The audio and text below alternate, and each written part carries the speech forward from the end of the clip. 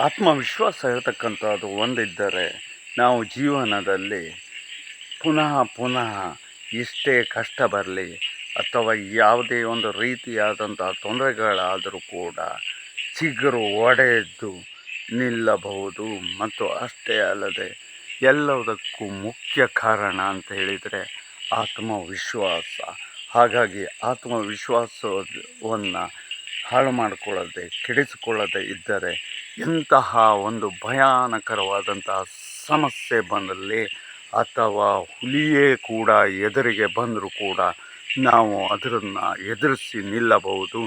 ಮತ್ತು ಅಷ್ಟೇ ಅಲ್ಲದೆ ಹಗಲು ರಾತ್ರಿ ಎನ್ನದೆ ನಾವು ಸೆಣಸಾಡಬಹುದು. ಮತ್ತು ಜೀವನದಲ್ಲಿ ಆತ್ಮವಿಶ್ವಾಸವನ್ನು ಕಳೆದುಕೊಂಡರೆ ಅದಕ್ಕೆ ಯಾವ ಔಷಧಿಯೂ ಕೂಡ ಕೆಲಸಕ್ಕೆ ಬಾರದೇ ಇದ್ದಂತಹ ರೀತಿಯಲ್ಲಿ ಆಗ್ತಕ್ಕಂಥದ್ದು. ಹಾಗಾಗಿ ನಾವು ಆತ್ಮವಿಶ್ವಾಸವನ್ನು ಜಾಗ್ರತೆ ಮಾಡಿಕೊಳ್ಳೋಣ. ಆತ್ಮವಿಶ್ವಾಸದಿಂದಾಗಿ ಮುಂದಕ್ಕೆ ಸಾಗೋಣ. ಏನೇ ಕಷ್ಟ ಬರಲಿ ಜೀವನದಲ್ಲಿ ಎದುರಿಸಿ ಹೋರಾಟವನ್ನು ಮಾಡಿ ಗೆದ್ದು ನಿಲ್ಲೋಣ.